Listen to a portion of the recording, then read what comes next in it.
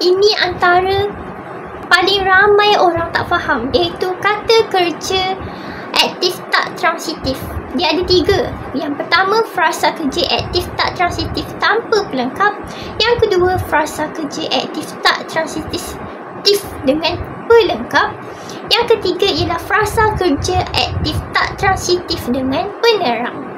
Apa itu frasa kerja aktif tak transitif tanpa pelengkap? Okey, yang ni ialah ayat yang ada kata kerja yang tak perlukan kata pelengkap dah, sebab dia boleh berdiri dengan sendiri. Contoh ayat pertama, Ali lari. Contoh kedua, mereka menjerit. Notah. Selepas kata kerja, ayat dia terus habis. Tak perlu tambah perkataan lain dah.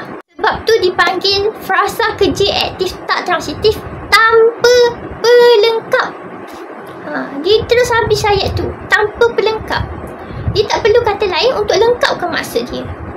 Yang kedua ialah frasa kerja aktif tak transitif dengan pelengkap. Ayat dia yang ada kata kerja mesti tambah pelengkap untuk lengkapkan maksud.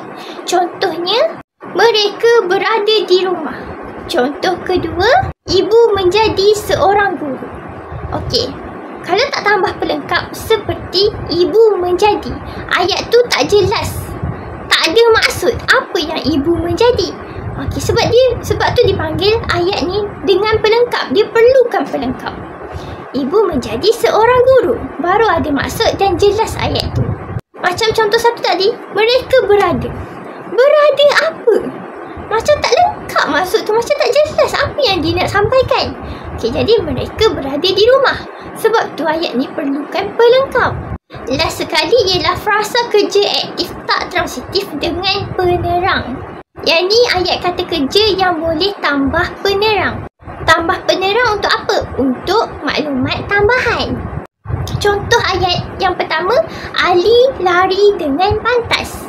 Nampak tak? Ali lari. Ayat tu dah lengkap walaupun tak ada kata penerang. Tapi penerang tu sebagai tambahan sahaja untuk maklumat yang lebih lagi. Jadi, Ali lari dengan pantas. Contoh kedua, mereka menjerit dengan kuat. Kalau mereka menjerit pun dah okey.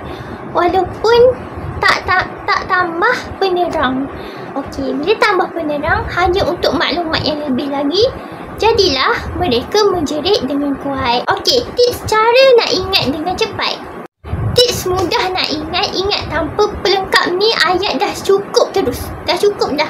Kalau dengan pelengkap, ingat dengan pelengkap. Maksudnya dia wajib ada pelengkap untuk lengkapkan maksud tu. Kalau buat ayat tak ada maksud dia tergantung, tak jelas ayat tu bukan dengan pelengkap. Sebab tu dia dengan pelengkap, sebab nak jelaskan maksud tu. Kalau dengan penerang ialah ayat tu dah cukup, tapi sekadar cuma nak tambah info je.